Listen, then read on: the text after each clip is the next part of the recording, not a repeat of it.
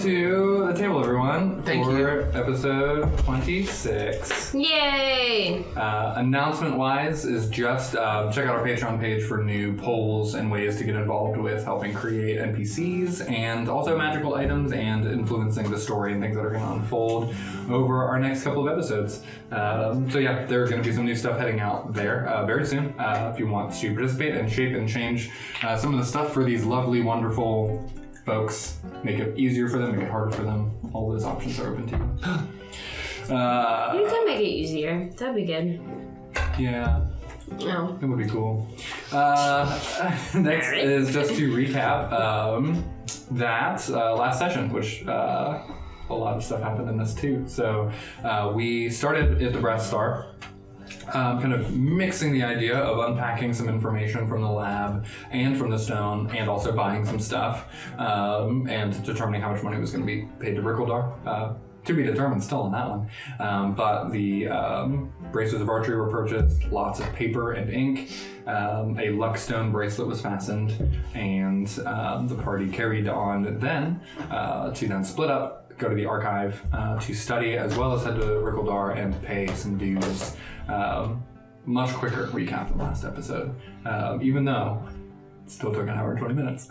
But still, shopping and information and making sure we're making good educated decisions does take a bit of a time. So we will now jump to the rest of the party, as the party did split, and the Brass Star. Farragrand and Thule were reading over a monster book. They were getting some new information, and over about an hour's time learned everything that they did. So we're going to hop back in time to the party, walking through the city and heading towards Ocean's Deep Goblet. Any conversation or points to bring up on the way over there before getting there? Yeah, although the full party isn't there, I think there's some chit chat on the way, and we'll acknowledge, Ellen, I'm sorry you have to keep hearing like business deals. We appreciate that you're here and hope that we can talk more soon. It's not a problem. We've only just met. You're very We patient. have a lot of time. You're very kind. I'll give Opa another little snack of whatever I have. Yes. I just want to remind the group that although Fairgrand is very charming and pleasant, as he just told us, he is a businessman, and so I just want to be wary of assuming we can trust him more than Rickledar, because it feels as though we favor him, and he's a lovely man, Fairgrand, he is. But he also is in deals with Rickledar as we are, and I don't know that we can trust that anything we say to him is necessary in secrecy, nor did we ask for it to be. So just want to remind of that with the group, and he clearly meets with Rickledar separately. Also, the $500 store credit was from Rickledar. I'd like to remind those things. It's not that I don't trust Rickledar. I just don't trust anybody. I think that is wise and good. Thank you. And so I mean, you know, you've been here since the start. I haven't wanted to tell anyone about the stone because Savarin asked me not to. So the only reason Fairgrand found out about it is because we took it to the magic shop to get looked at. That was suggested to us by Munkin?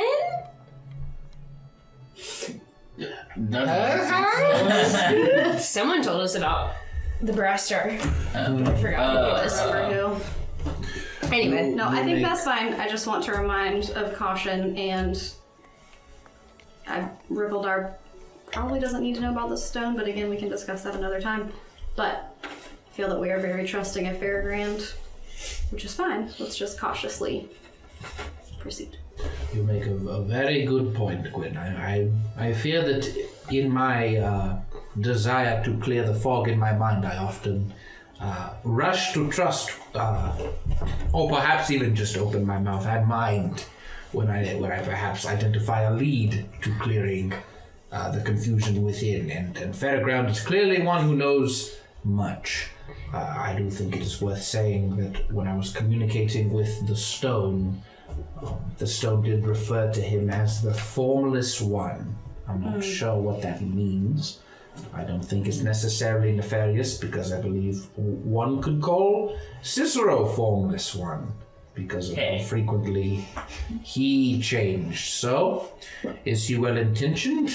Is he Bissero in disguise? Who's to say? Is he Dicero? The dad of Cicero? The son. No. Right. Cicero is the Forget about Cicero would be. Or maybe Icero was their grandfather. Yeah. he could be Glycero, the wet one. Ew. Why is he red? No. Anyways, You snicked like Viscero and that was the only important dialogue. Now we're ready to be in the place. I think that trust is fine. I just don't think we should assume that we can trust Farragrand more than Rickledar when we are actually under contract and in service to Rickledar in the oath. I think these magic users just like Fairground's magic-y magic. And Well, Rickledar has magic too. He's a magical person. yeah, and I don't get it, but like Fairground is like real smart. Yeah. Yeah. I don't like either of them. I mean, I like them. I will. Yes. Being labeled the Formless One did perhaps dock some trust points from Fairground in my book. However, he was also given this name by a malevolent, possessed rock. Yeah. That may also not be that trustworthy. The This, rock. this is true, and I'm worried that there is very few that we can trust. Perhaps exactly a half dozen. Whoa. Busy on Gigabrun. How many eights is that? And a wolfie and a fox. 6 8. All right, cool. Alright, so 48 8. getting over now to the lake side of the city, following the lake down southward, you get to see Ocean Sea Goblet off into the distance, and also through the windows as you get close. Given that this is late morning and typically is a pretty empty place, you can see through the window that there's a couple dozen people inside.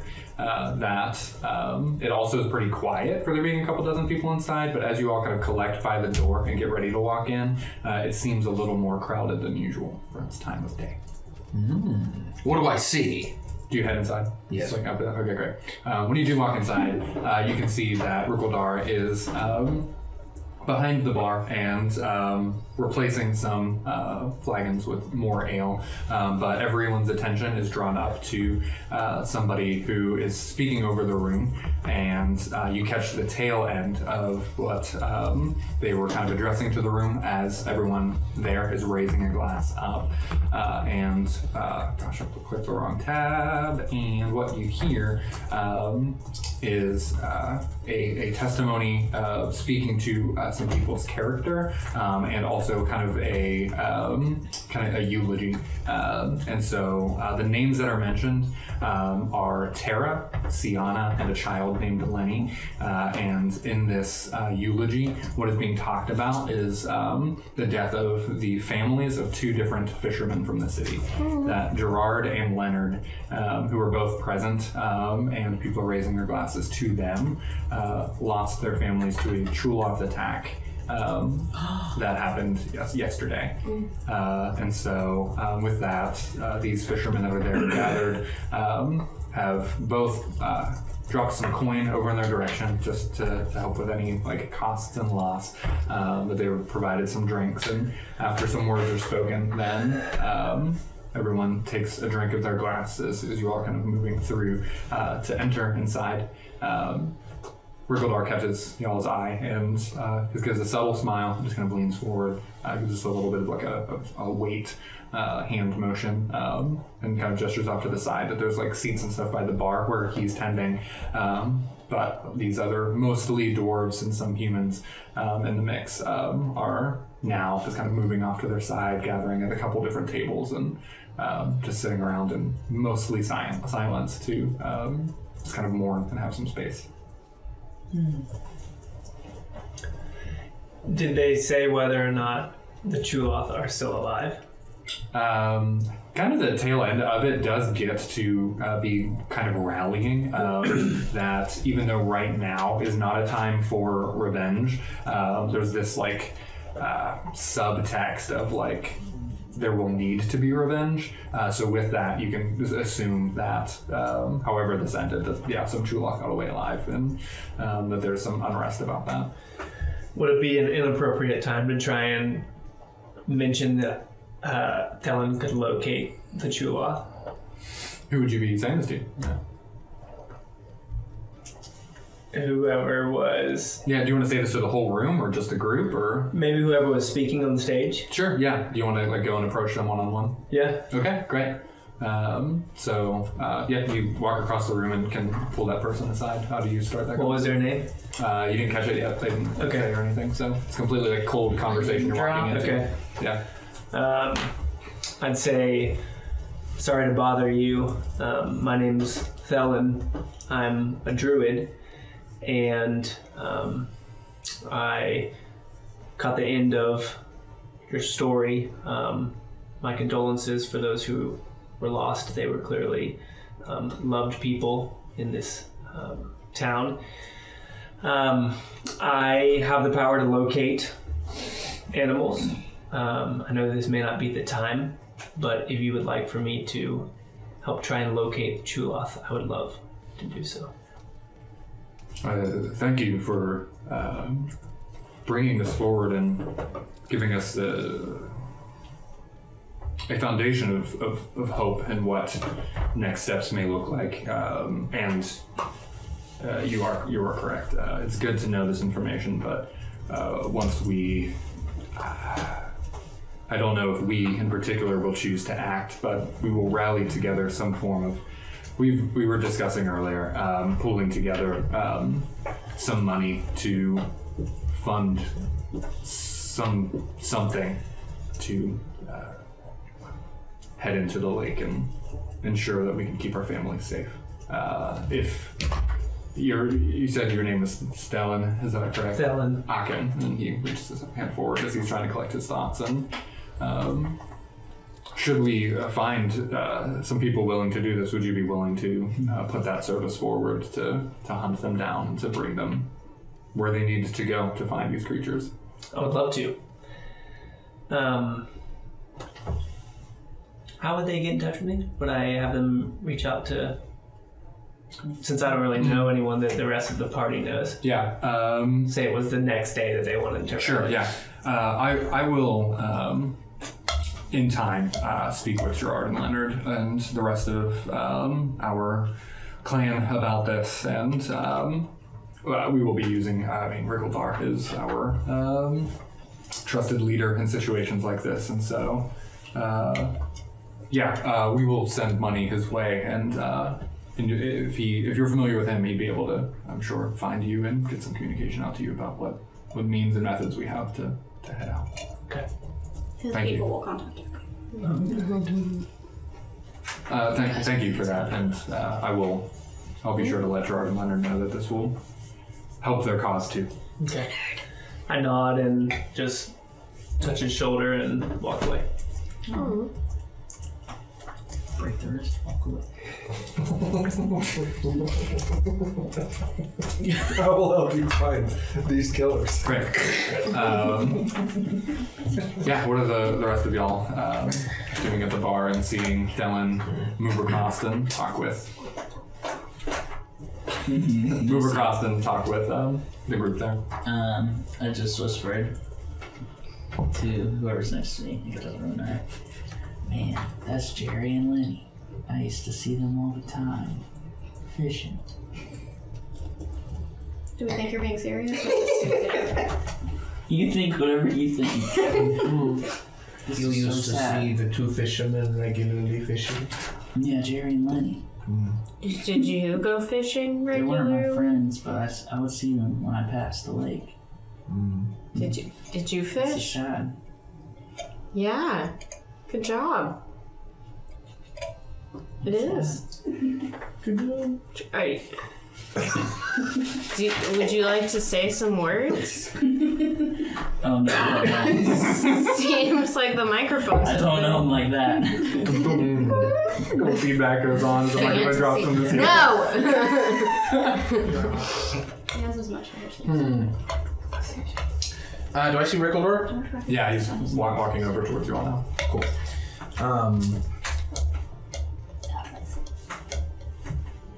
Okay. I just kind of like wave him over, I guess.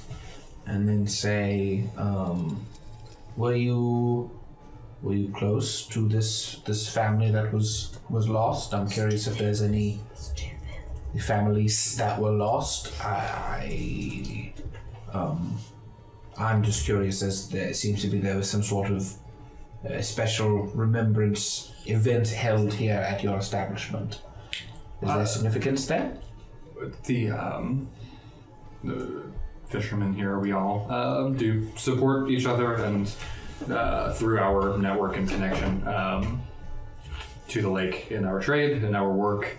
Of course, this is a place that our men feel at home, and where our brotherhood is able to be most unified over a time like this. So I opened this up for them, and of course, yes, welcome them here, and set this up for us to be able to remember Tara and Sienna and Lenny, and give our men the space they need to drink and talk, and also not to talk and to move on. I understand that the Chuloth of the lake and their attacks on the members of Populace has not been uncommon in recent memory. Is this out of the ordinary in its depravity, or is it feel like part of the backdrop of living here? And he rests his elbows up on the counter and leans forward. The common issue was when we would pull them up in nets, and they would be trapped within the fish in close proximity, and we're trying to keep the fish and all of that. We pull one on and would fight back and take care of that. This attack came into the homes of our friends here, and this seems to be pushing the boundary and new territory for what we were experiencing. It came into their house? Yeah, they live on the very edge by the lake, and late in the evening, yesterday, maybe an hour before sunset, some had come onto land and just moved through.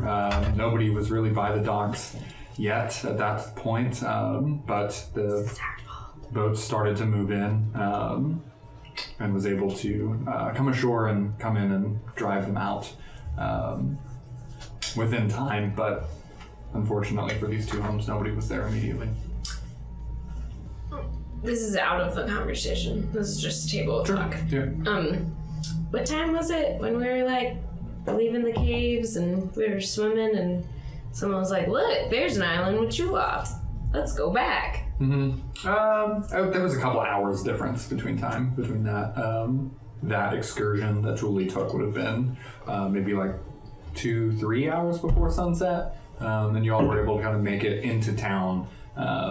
So there's no reason to think that anything we did Yeah, I would say no. influenced this. In fact, I think y'all were like probably in the Burness estate around the time that it had happened. Other than the fact that they scratched "curse you" half dozen little all the cause. Other than that, there's no reason. They wrote it in bubbles on the floor. Even though they said, and tell everyone this is the half dozen spawn. Jump back in the water. They put it on their notes. Just want to make sure we didn't, You see them again. And then they our loud band of music on the way in and on the way out didn't cause these people to die. Well, first, Rickledorf, it wasn't already immediately apparent. We have returned from the quest. Did you just call him Rickle Dwarf? No. I think we call him Rickle Dork. It's a Rickledorf. Hey, Pilgrim, did you just call him Rickle Dork? Rickledorf! Stop it! Continuing to make a mockery of the funeral that y'all are at. Yeah. Hey, I knew that. No. Jerry and Lenny. I said it's serious. Sorry.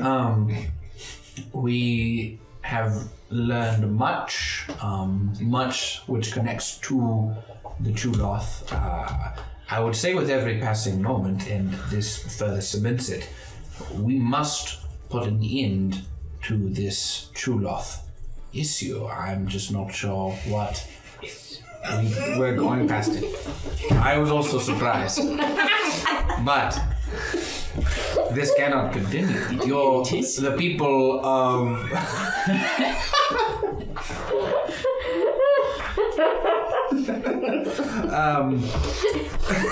This is a funeral. Not a funeral. So many You should things. maybe you should go offer someone at the funeral a tissue. You just said that. Yeah. You're married. Oh no. You're linked. That's why I We get it. kiss One you. flesh. Cool. Kiss. Kiss you. Okay. It's all out of my brain now. I'm sorry. Shoot. Hold on. Rebooting. Great. The Chuloth issue. Is there someone we can talk privately? Yeah. I have a room just to the side here. We as in the. Oh, sorry. We as in all of us, the group, are talking. Yeah, our gang, our little platoon. part of this. Can I introduce Stellan to Rickle? Yes. This is Stellan.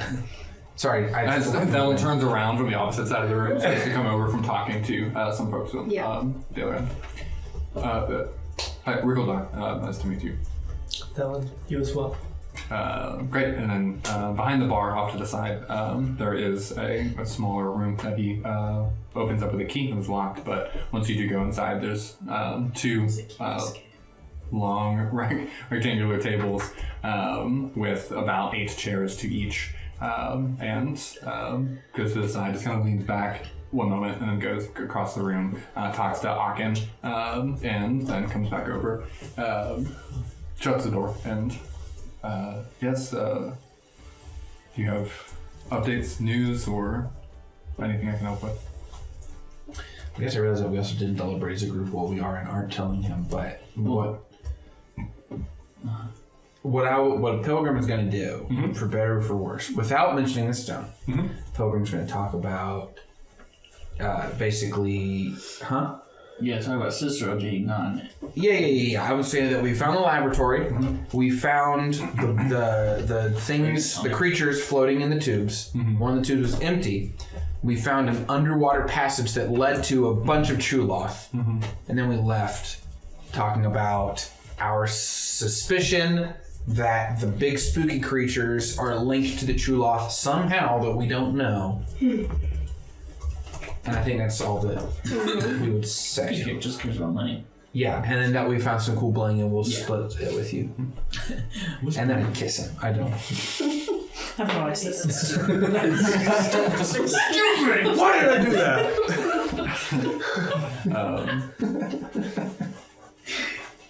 So you were able, and this is him kind of catching up and throughout that conversation too, like you were able to get through the magical door, you found it, things like that. Pretty like exasperated for like what was inside as you are listing out like just the depth of things that did you even mentioning like some of the stuff that you fought in it? I mean Wolfie is here. I imagine really more or less everything as thoroughly as we can explain what we found while leaving the weird stone out of it. In my rain. Yeah, right. In the rain. Yeah, we just like saying that like this was definitely a laboratory that seems to have been used by Cicero's dad. Now Cicero's gone to learn more about that, and here we are. Okay. I am glad to hear that you all made it through successfully and were able to learn more specifically, and he's like kind of looking over towards the door about these Chuloth and that this may be some link or connection to them or whatever this creature is too. This is all very much beyond me.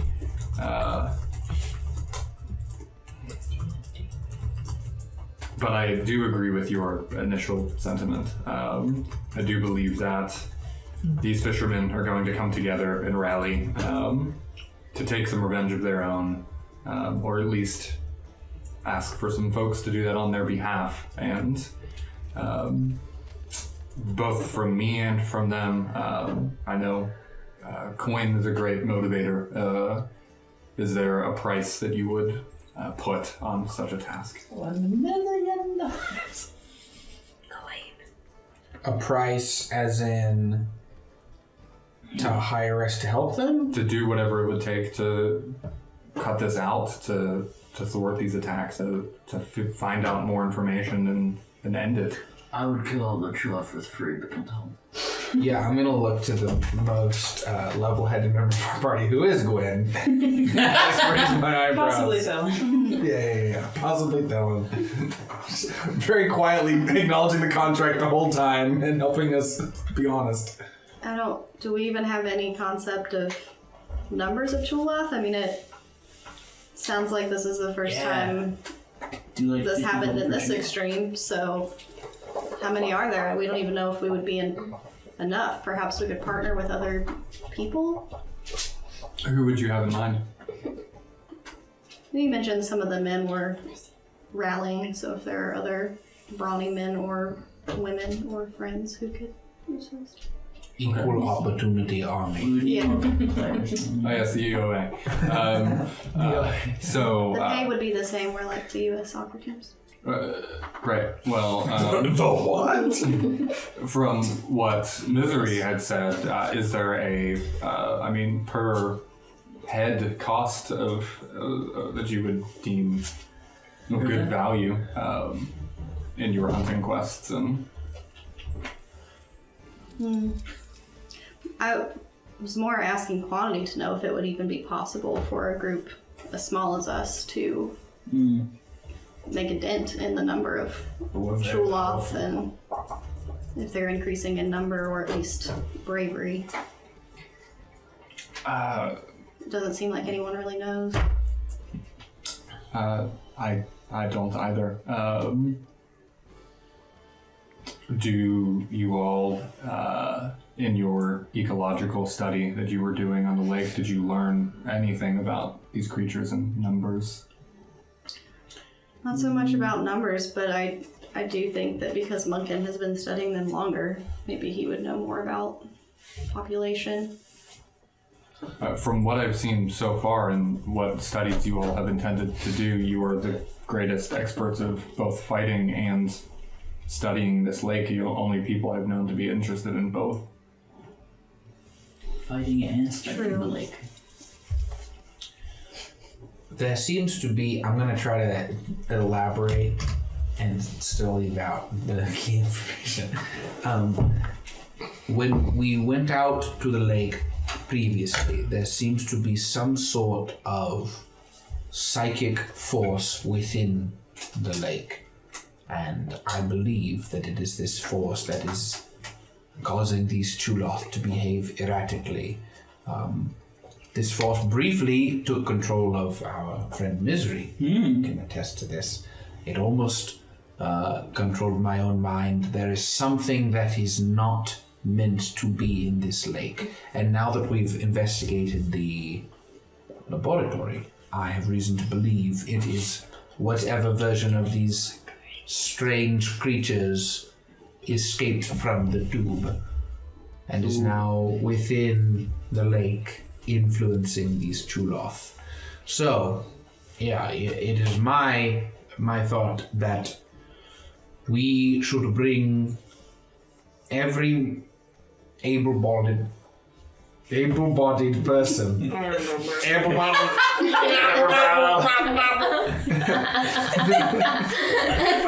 Not include me. Yeah, nope, not me. I will lay down and have a stroke.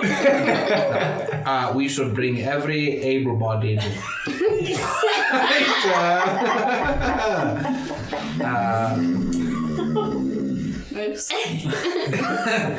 all of the full might of populace should rain down upon this lake. Oh my goodness.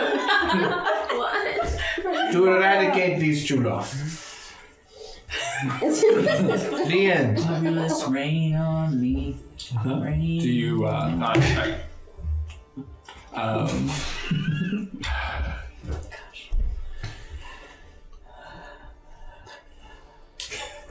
you, do you imagine then that we should be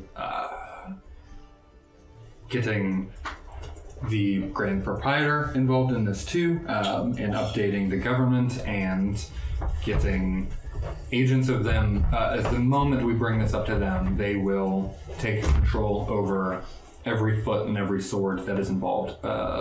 And we will submit to everything that they say to do in their means of cutting this out.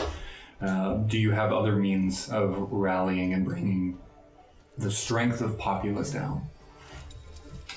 I know that we just came from the Brass Star, speaking with Ferragrand. He did mention, I believe, individuals who would be willing to protect populace. I'm not sure if this includes the Grand Proprietor, but based on your brief explanation of this individual, it seems like we would not want to get someone on that level involved. Perhaps stick to more militia level forces to deal with this problem. I think it would be a great move for the City of Populace to show that the City of Populace can handle this on their own. I concur. Yeah. They would likely heavily surveillance the lake as well, and from what we shared, it doesn't seem too great for everyone to know about what's in that cave.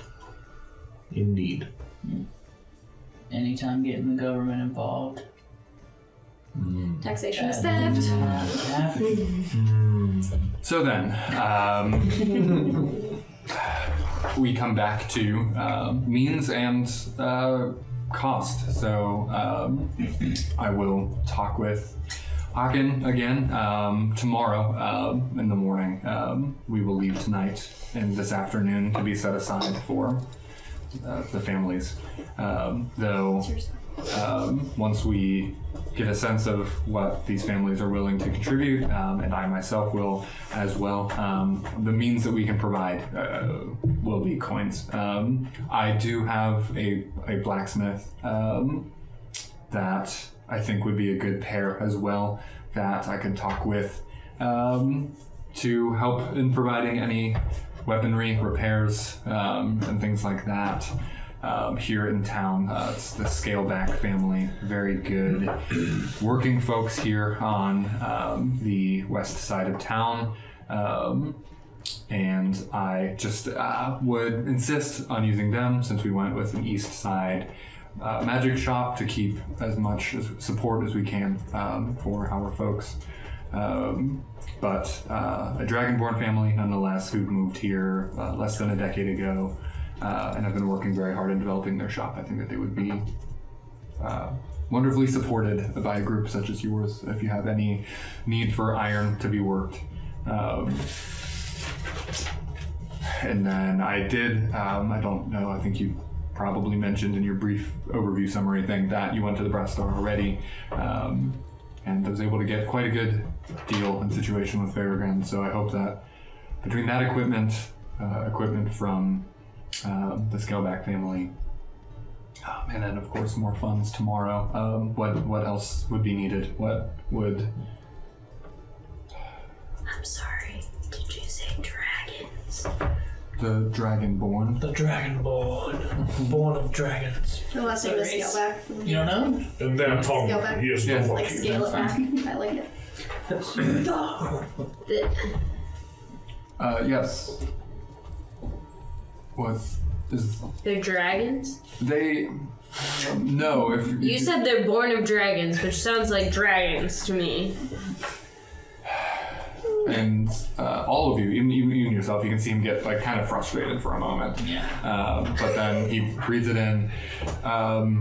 There is a kind of people that, though related to the dragons, are no more dragon than you. Though their bloodline may trace back to those kind hundreds of years ago, they themselves are not dragons. Do you think I'm a demon? Yeah. Oh. Well, A little bit. We have reached to the best. fine. Well, I'd say Thelen chimes in and says, do we think the early winter has anything to do with the volatility of the Chula. So the colder weather that's been coming down earlier than usual. I have not experienced any of this colder weather that you were talking about. Where did you see this? In the woods. Yeah, and so where you experienced that was like a day's journey maybe. Okay. East. And so yeah, even from his response, and you were traveling over from that too, the edge of that, he seems to not feel like this area is affected by that at all. But you do ask that question, and like that is a pressing thought in your mind, but then you can see it just like not connect with this person as you're trying to investigate that. Okay. So what I mean, we're talking about like recruiting more people. Would that be within your means of, if you know that some funding is coming your way, that you could hire or rally anyone that you wish to join you if you were to lead this expedition? Certainly. You I don't know that we have funding to offer people. He was going to offer funding. you gotta pay us first. Yeah, that's what he was asking earlier. Yeah. You will be paid for this job, Okay. and you can use that funding to then hire anyone that you would wish to aid you in it. That would come out of your funding for it, and you were rallying those people. Do you not think that the people of Populous feel strongly enough about this to volunteer their manpower to fight? I believe that is up to you all. This is your work, and this is what you all came together to do. I provide the job and the opportunity, and you are the boots and the swords on the ground. Of course, I think we can handle it ourselves, but that's just me. I could probably handle it myself. I'm sorry, we all just almost died in the woods. We didn't all just Yesterday. almost die. And also, we're all That alive. was to a troll. Yeah, that was a troll. Oh. These crabs are just little crabs. No, It's just they're not. disturbing that this has changed so quickly, and while I think we are certainly still willing to help, it is quite disturbing that this went from, sporadic attacks on the beach to coming into homes. So clearly something needs to be done, and we are happy to help with that, but it feels like quite a different issue than when we last spoke. But I think we could rally some folks, and it, even just seeing faces that could be familiar from this funeral to approach later. Yeah, I think that these people who lost their lives are facing their own inconvenience to this, not just the fact that this increases our desire to end this, and we will continue that conversation tomorrow. And we will get to recruiting individuals to aid us in our eradication of the lake invaders.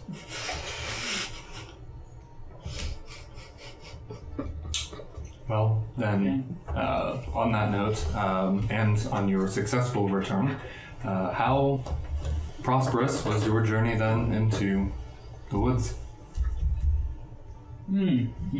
Quite. Yeah, we didn't find anything, I don't think. Oh, yeah, you told him already.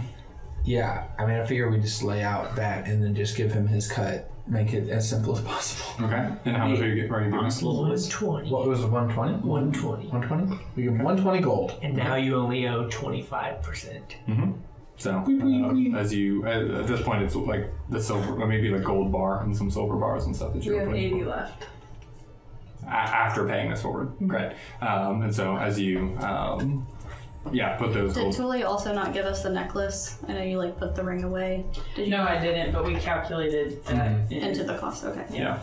Which, at this point, as you discussed it and just brought it up and stuff like that, he doesn't, try to have you all account for and lay everything out or anything. But as you have given your word and then provide 120 gold worth of stuff forward to, he doesn't smile, and the weight of just the day and the conversation and all of that is still present. And he does make sure to see to this business and everything. But as he just looks over to you all with some like just pride and accomplishment to his face, he pushes that stuff to the side. It does just stay on the table as he just adjusts it. And then he looks over towards Gwendolyn. And as you all did negotiate and work towards, all of the transaction rates and stuff like that with our agreement, drop down to 25% now. Thank you all greatly for seeing to this side of it and seeing this job through. I suppose then we should just reconvene tomorrow morning as I meet with Haken and talk with Gerard and Leonard as well and see what people are willing to put forward. Did he say he would also talk to the Scaleback family too? They've already been talked to. Already You been like talked talk to them, yeah. I will say, what you all offer and bring with this is a lot of hope and one day peace to the men that sit in that room, and of course the rest of our side of Populous as well.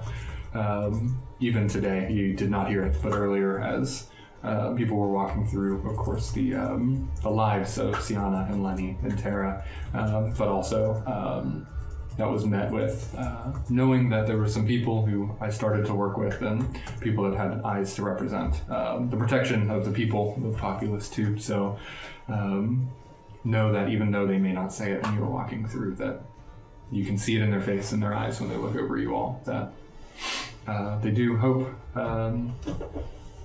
that your efforts and work that you all have signed up for will be successful and good, and they are appreciative for what you stand for. I spoke to that myself as well earlier.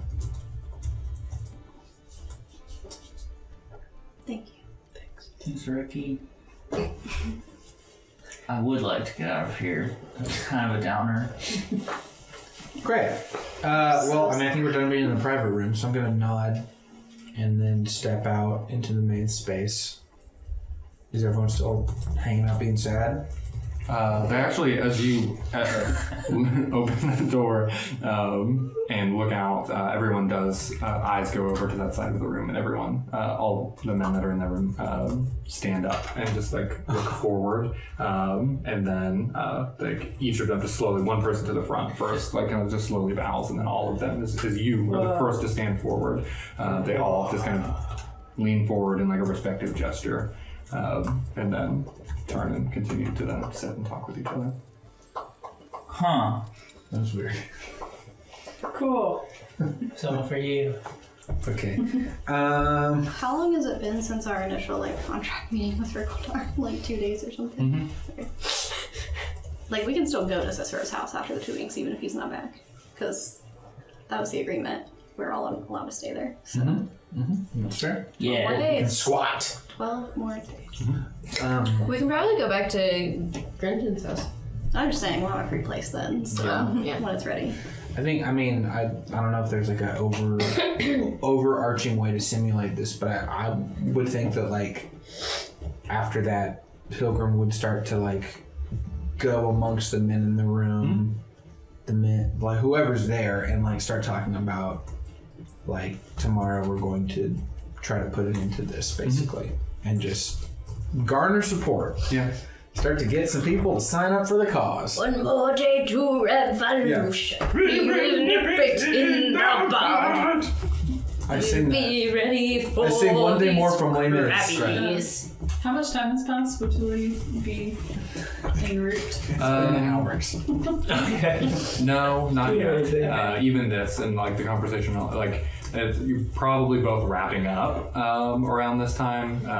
But if they're going to hang around here for a little bit longer, you would probably catch up eventually, but not yet. Okay, just Pilgrim, you can make a persuasion check for me with advantage. Whoa. Some persuasive. Have you added the Lexstone to your page yet? No. Okay, so you can just add one to this, and I'll also need to add your brace with archery. Or you could do that if you can go to your inventory, but I'll try to do that myself. Yeah. 100? 18 plus 3, 21. Wow. Well, 22 actually. Plus. Yeah, overall, as you just kind of make your way around and talk about your desires and plans over the next day or so, most of the people in the room are like generally, as you can evaluate them too, like they're strong, but they're not trained in fighting. But you're able to connect with a couple of them in just that if they knew people that they also would start to have some conversations and see if they could send some willing individuals to Ocean's Deep Goblet like tomorrow morning to meet up with y'all, and that they will kind of join you in recruiting some people and seeing what can happen from that. Nice. I just added the luck stone. Right. The end. Anyone else doing anything in this room? All right, where would y'all head after this? What time is it? Now it's like afternoon. I think it was nighttime. Have we eaten lunch yet? Oh. Do you say that out loud? Yeah. Dude, let's get some Anyone lunch. else hungry? I could certainly eat. Cake. Just kidding. We're not Where do doing we that. go to eat? Where's there to eat? Did we have a meetup plan with Tuli? Or in that case, should the Smash Bros. But totally no. I'm assuming that we said retroactively that we Yeah. said wherever you're going, I'll be Yeah. there. So as you all do wrap up at Ocean's Deep and she gets done at the archive, you all can bump into each other at like the markets or something like within the actual streets of Populous, and yeah, reconnect. Great. Tuli literally bumps into Gwen. Bomb. It goes boing. What's the plan, Tam? Well, turns out we're forming a militia to fight the shoot-off in the lake Yeah. tomorrow. When we, and I recount everything that just happened in the place, and the sad times, and the recounting. All of the recounting. I recount it all. Tuli says, those poor people. Well, I'm down. She also says, I have a thought. Do you guys think we should talk to Munkin about where one might find a Chuloth nest? Do you think they've learned anything after studying the desiccated corpses that we brought? We've just been told that we're the resident experts on Chuloth. Well, did he know about Munkin? Did he know Munkin's been studying that one Chuloth? I don't think so. It could be worth speaking to Munkin. Did you learn anything at the archive? I sure did. Tell us. So, about this militia, she relates what she learned about the creature, and then she says, here's the thing. The more people we take, I think we should focus on quality versus like quantity, because the more people we take, the more potential mindless slaves we're creating for this creature. And so, thanks for coming to my fantasy TED Talk. I think that we should bring a few skilled warriors, and we should find out where this nest might be, because otherwise we're kind of just like rowing out, right, onto the lake. What are we gonna do? I didn't realize. Oh, You're talking you think the monster is controlling all the Chuloths? well, I didn't, but I do now. I think that's Do we know how to track the Chuloth or something like that? Hey, I can, you resident said something druid. about it. Okay, well, maybe we don't have to go to Munkin. Maybe that would work if we could track them back to their nest. I do think we should swing by Munkin. Cool. I think he would be interested in, He may know more about this creature. in the laboratory and everything. Okay, I do want to study at some point, just to like super Gotta test prepare. Well, he's at a school, so True. here you go. Okay. Did someone say something about lunch? Yes. and then we eat it. Okay. No, he'll feed us. Oh. Are you feeding me? Oh, No.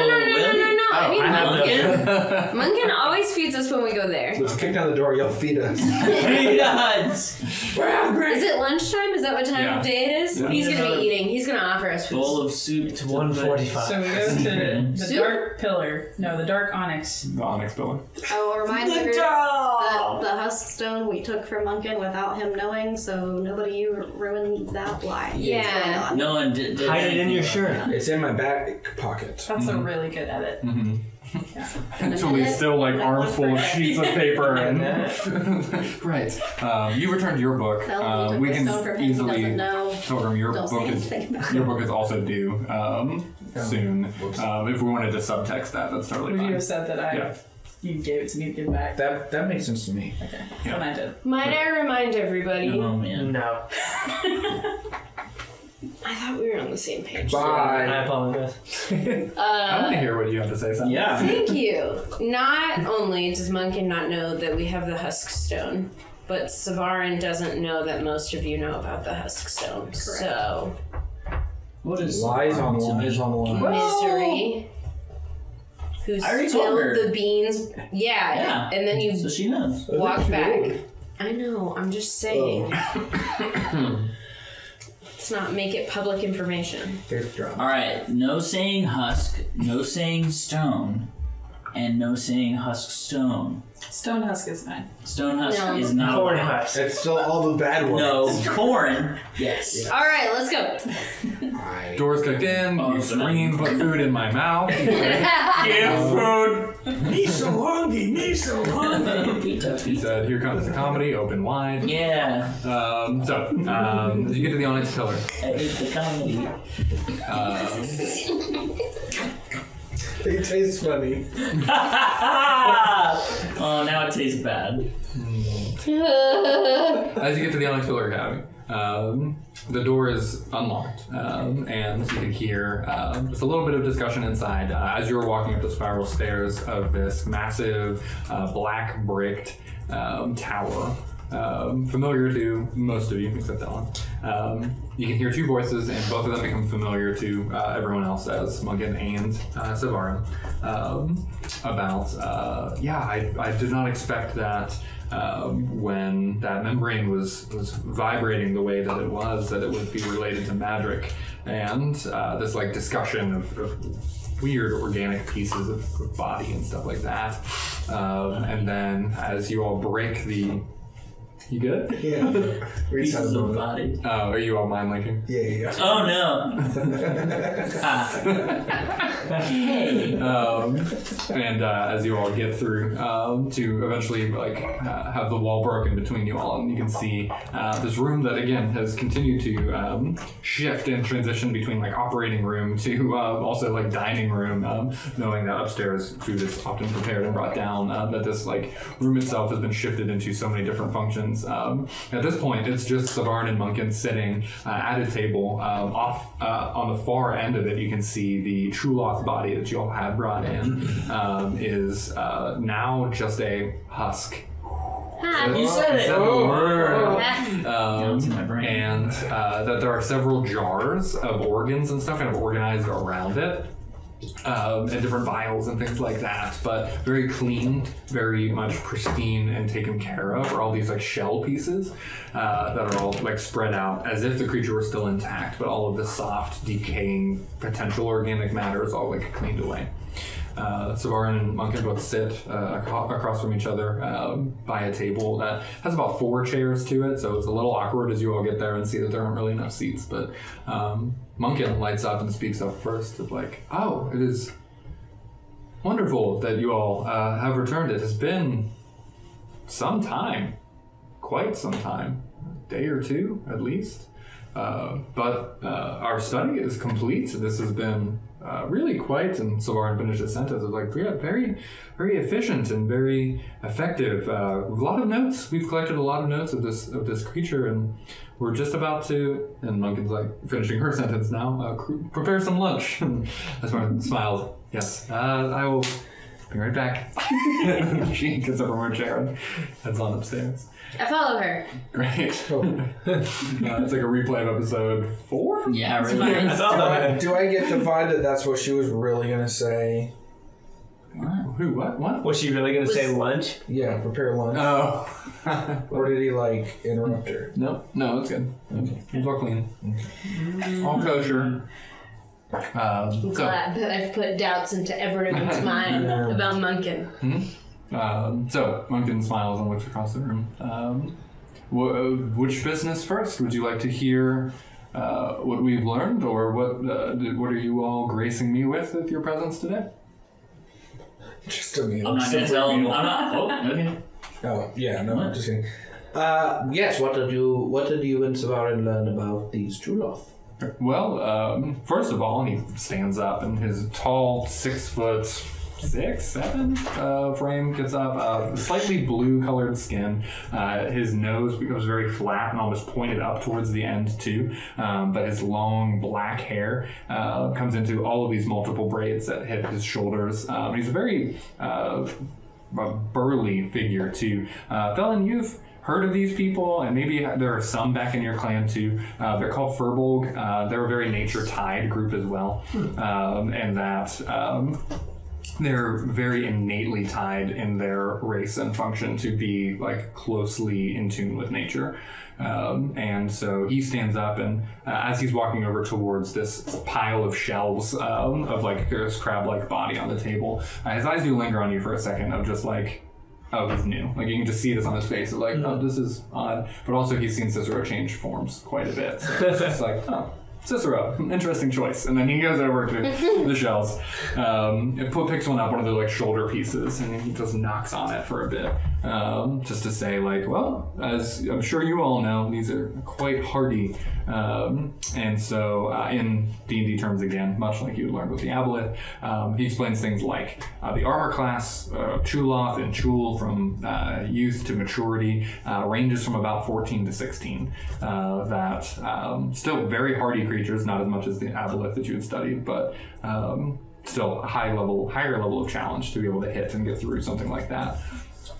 But also, as they develop into maturity, Savarin was able to find that there is a fluid within them that, once refined and aged, does actually become like a paralytic poison.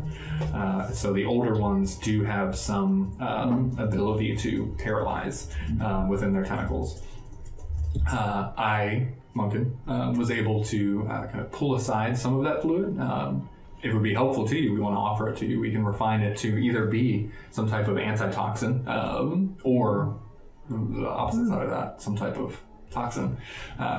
Whichever you would choose, just give us a little bit of time. But there was one additional thing that we did find very interesting. These creatures can detect magic, that they have something within them that responds to when magic is within about 120 feet. They can know what direction it is in. We've seen it track and move along with this type of what's the word for it? Sensory response, and it seems to be one thing that they were particularly drawn to.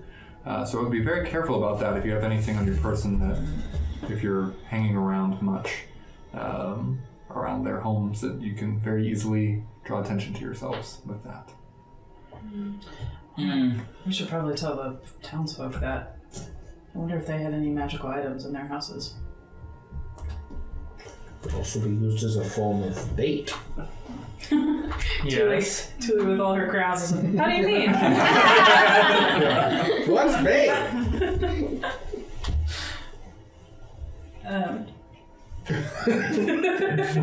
Tuli's gonna say, Munkin, hypothetically, Yes. if we were going straight to the root of the problem, so to speak, taking it to their turf, meeting them on their level, I could go on. How would you suggest that we find their nest? Is there anything in your studies that suggests and basically explain that we're trying to get a party together to go and fight. Any tips you have to help us along with this, or any weaknesses that they might have? Weak points, weakness to magic, fire, anything along those lines? Yes. So they remind me of ants. And when I was looking at their brain structure, that this almost community-based response to sensing other beings like them, and what did strike me particularly too is this area of the brain, and he walks back over to the table and pulls a jar forward, and you can see this like very small but like several compartments of like brain matter that has been perfectly like situated at the bottom of this jar, and then the nerve endings have been kind of splayed out, and you can see that it's still kind of fully intact. I would put forward that if we watch this long enough, as it has been, occasionally it still responds in this tentacle here, this piece, this nerve, always lakeward, seems to still be stimulated on occasion. I think that it's something that's still communicating to this thing. Towards its ant hill in the lake. Nest? Interesting. We keep saying words. Hey, you said the ant's my guy.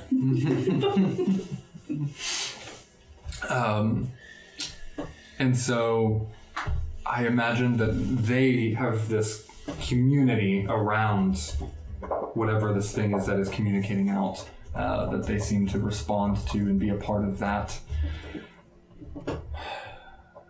network. So take down the network. We take down, like, the Chuloth. Take down the leader. Save the You take churches. down- We keep saying words. But yes, I imagine that would have some significant impact on them. Do you think that Munkin, three things. Munkin, if you were wondering, this is Thelen. This is not Cicero. Oh. By the way, Thelen. Is Cicero okay? Yeah, he's just out doing something with family. He might be out for a while. Okay. This is Thelen. This is Elba. Wait, has he noticed Wolfie yet? Let's get to that. Let me answer my questions. Wolfie followed me upstairs. Okay, so we'll do a separate reaction to that. Other questions. One, do you think this brain matter you have here, does it need to like stay intact, or could it act as a morbid compass to get us to the nest in the lake? That is brilliant. Take it. Morbid compass. Takes it. It's wait, morbid hold on. compass. Inventory. We can discuss that when we're ready. Thank you. Just curious. Third thing. So sorry. Hope you've been well. Do you have? So people. Hold on. I need to pause out of game for a second. We agreed with.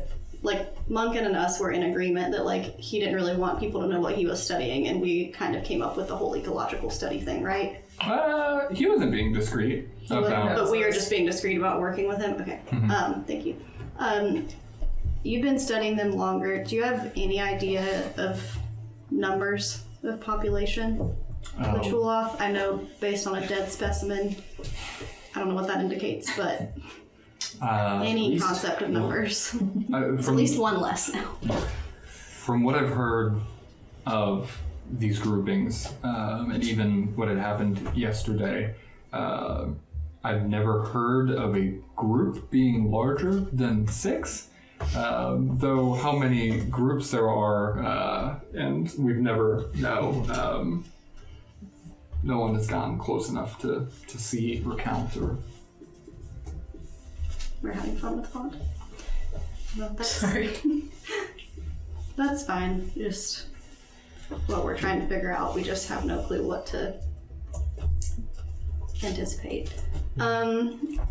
Different scientific question. I don't know about these things. The toxin, the liquid, could that be used in any kind of weaponizing against the Chuloth? I would say probably unlikely. Okay. They are seemingly entirely unaffected by any type of poison that we have tested their shell or softer matter with. And yeah, generally when seeing creatures like this, whatever toxin that they produce, they're also immune to themselves. I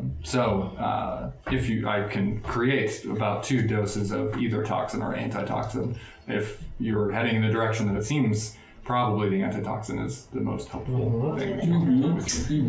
I will get right on that. In fact, before we even continue, and then he takes the 2 vials of this like blackish liquid, walks over to a little bit of like a small iron pot over a little candle that he had burning, and I will just get this started now so it can be done as soon as possible.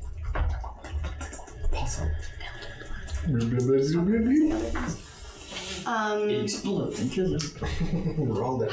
Being that they're more sensitive to magic, does it seem that magic is the best way to defeat them? Or, I mean, as Pilgrim mentioned, that could be bait, but just, you know the most. So what's our best option for killing as many Chuloth as possible? Well, first of all, you're talking about going into their lair, their home. That is correct. Do you plan on doing so underwater? We do not know. We came straight from Ocean's Deep Goblet to you. There is no plan. We would love no to make a plan with your guidance. Is there an island that we've seen anywhere from the shores of Populous within like boating distance? A couple. Yeah. Okay. She was gonna say, what if we lured them onto one of the islands and tried to like lure? I don't know how we lure the queen is the thing, but or whatever the network is. Yeah. But what if we tried to do that? I We probably won't die. am still convinced that the leader of these Chuloth is that creature you learned about in the archives. And what creature is this? What creature is this, Tuli? Tuli elaborates about the Abeloth. You read my book? Dun dun. Tuli says, yes, the first edition. I knew you were something special. Cover art. That was Savard. Wow. So you connect over these notes and stuff like that. He seems very surprised that these stories and pieces that he was able to put together about other people who had come across something like this aboleth was now, and it's so close to home and things like that. But very excited at like his work has become helpful, and it's not just like theoretical. And then now here's this practical connection of like, I have listened to these stories, I've written down these notes, it has been collected, and then now you've been able to find them, connect them, and use them. And then also then he sobers up really quick and is like, oh shit, because like, and that's now the thing that's in the lake. So, Monken, do you think it's safe to assume this is the creature that is controlling these Chuloth? He also it's just Killed it. it appears that way. Okay, this thing is weak on land. We gotta get it on land. Or at least can't move around too good. It's weaker. Moves less feet per move. I probably. Yeah. It's- It less feet per move. What plane did you say you were from again? I've already forgotten. We need to pull this thing out of the lake, have enough people to kill it, and not get swarmed by Chuloth in the meantime and die. How do we do that? And know how to kill the things. I'm pretty sure you just hit it with stuff. What if we run around? What if we like get a bunch of magic? We cast as much magic as we can. We run along the lake and draw it out of Populous. Many fast foot moves. Many moves per foot. Yeah. And we lure as many as we can to the land outside of Populous where we make our stand. Actually, an island. What if we do a trap? Do we know if the obelisk is attracted to magic, or is it just the creatures. the Chula? Question for Munkin. How many obelisks have we met? I think we do. Well, we Munkin or learned that Dan? off knows magic or Oh yeah. But is it does drawn magic. to it? Well, we have the stone. What? Is he supposed to know? The what? I mean, we have the busk bone. Would Julie have said that? No. She No, actually, she might have. doesn't. She We would have. just talked about We have the stone. That's true. And then she goes, and she pulls up the anchor. We can breathe under the water. You seem to be struggling with that yourself right now. I can cast a water breathing spell. Interesting. The last 24 hours on all of us. All of us. all of us. But do we want Throw to your go into the stupid water with necklace it? away. Guys, No. I feel like the answer is no. I feel like It sounds like a safe precaution, at least in preparation, even if you Yeah. tend to fight. We have it if necessary. This is true. Dragon. Do we know how large the lake is? Big. It is. We've asked this question Dan to many Michael, times. it is like. How many miles wide? Lots. This is Dan and Michael. Everyone else closer. Like all around the lake. If you're gonna do like a walk around it all the way, would take. I mean, it took you all almost an entire day to get through like maybe a 20th of the whole lake. So like it is massive. Maybe a couple miles across. Okay. Hundreds of feet deep at its deepest. This is not something you can even see all the way across if you were standing on one side. So fully just like how much water or like life and stuff contained is almost unfathomable at this time. More so just to know the distance at which my animal location spell works, but it seems as though it would work. It has a 5-mile range. Oh yeah, that would cover quite a bit of Okay. it, if not all of it, but a good portion. So I'd say to the group, it shouldn't be a problem locating this creature or even going into the water if we think it's safe. Can you locate? Like, is there a limit, or can you just sense how many creatures are I near have you to in a certain describe a radius? specific kind of beast. So you could Oh, you're sense looking for multiple Chuloth at once, though. and if like it it's is- the Avalok. Probably only one. Okay. I have to concentrate on the voice of nature. Mm. But it doesn't seem like we need to. This is The closest. It doesn't seem like we need to find the Chuloth. It seems as though we need to find the creature that is controlling them. Well, just with the numbers that we didn't know, but yeah. What if we like go down to the lake, let Felon see if he can sense the Abeloth, and tell Rick O'Dara he used to tell people to like cool it on the magical items, just so he can like warn the townspeople. And then we make our plan. What do you guys That think? sounded like a plan. That the makings of a plan. I also wish I hadn't rallied an entire tavern of fighters. I think we can pull this off by tomorrow morning for sure. Certainly.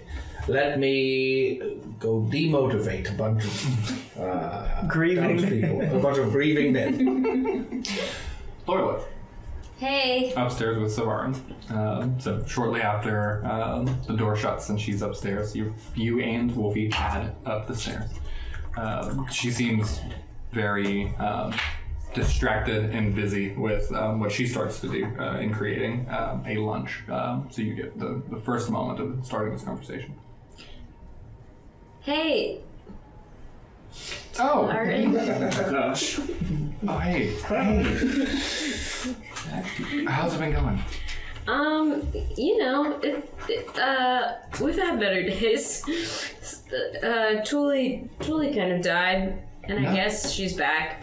I'm still a little unsure about it. How did that happen? So we went into the woods to go find a door that we were told about, and in the door we found a laboratory and a bunch of other things, and then when we were leaving we came across a giant troll. Again? Yep. We came across that one again. Could be the same one, could be a different one. But we did not fare grand against it, as some might say. Yeah.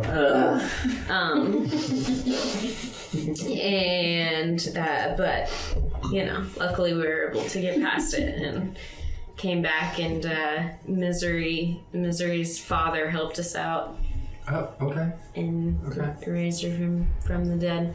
And I made a friend. I was about to say who's, and then she stops down. She was collecting like giant heads of this like massive dark green leafed like cabbage like thing, and she got like 3 of those and was like chopping them up to make like a massive salad. But then sets it all aside and just stoops down and starts to like put her hands behind the like ears and neck of the dog wolf creature and puts her forehead like up against his even. And it's like, who is I thought we were this? talking about Fel. No.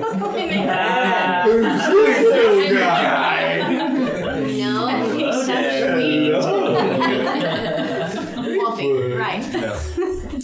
This is we've been referring to him as Wolfie, but I think I have a better name for him. And what is that? Strokoth.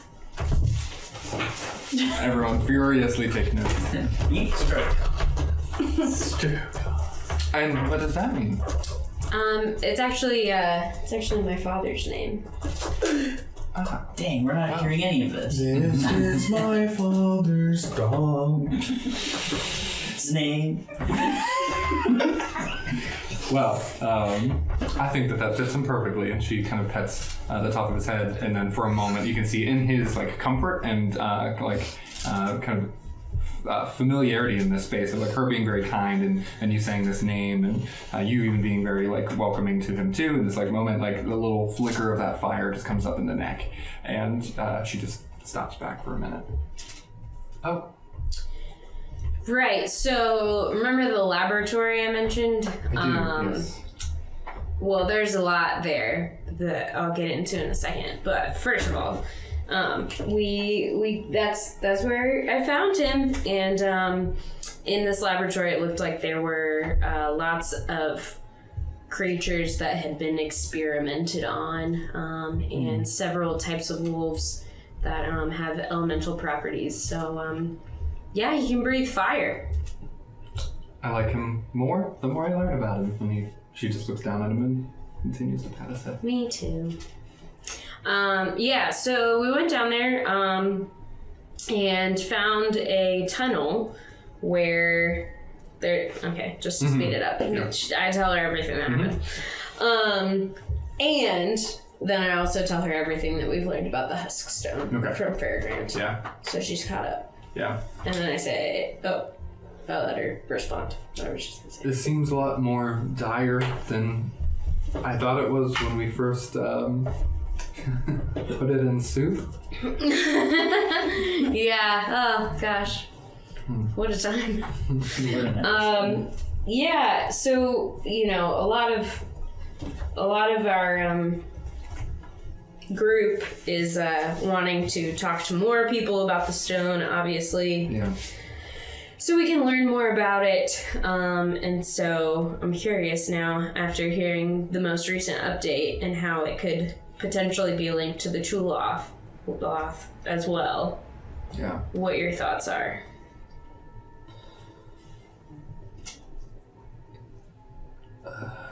Do you think it's about time we tell Munkin? I think it is. And I think that is information that should come from you if you feel comfortable doing it. Or When none of us are. Or I'm happy to say that we were rummaging around upstairs when we shouldn't have been and came across it. No. I've been thinking about it a lot too, and hearing that it's gotten to where it is. I think that he'll understand, and I can get over worrying about what he would say or do or think about me stumbling onto it. We trust you all, and I think he will even be happy to know that you all have it. I think that would be best. That's great. Well, how else have things been going on around here? Oh, it's great. Check out this salad. Hear about these animals. I was gonna say, can I Yeah. like help her make the food and stuff? Great. Yes. Great. And so an entirely vegetarian meal is prepared for everyone. Heck yeah! Vegetarian. Yeah. There are pale blue mushrooms mixed within this, as well as some like onion and asparagus type things mixed in with this large, very thick leafed cabbage. Tubular. What? What was that? A little louder? Rachel? Excuse What me? did you say in the year of our Lord, 2022? I said totally tubular. Nice. A seasoned salad is then mixed up, and that is had for lunch. A normal, casual conversation between everyone in Munkin as you all kind of catch up on some more of the tales and everything, a little more details on everything too. I think that Savarin will then break this very comfortable, nice conversation at one point to then go, so, Munkin, Lorelith and I were just talking. And that's where we'll end the episode. Oh! So excited! Sorry.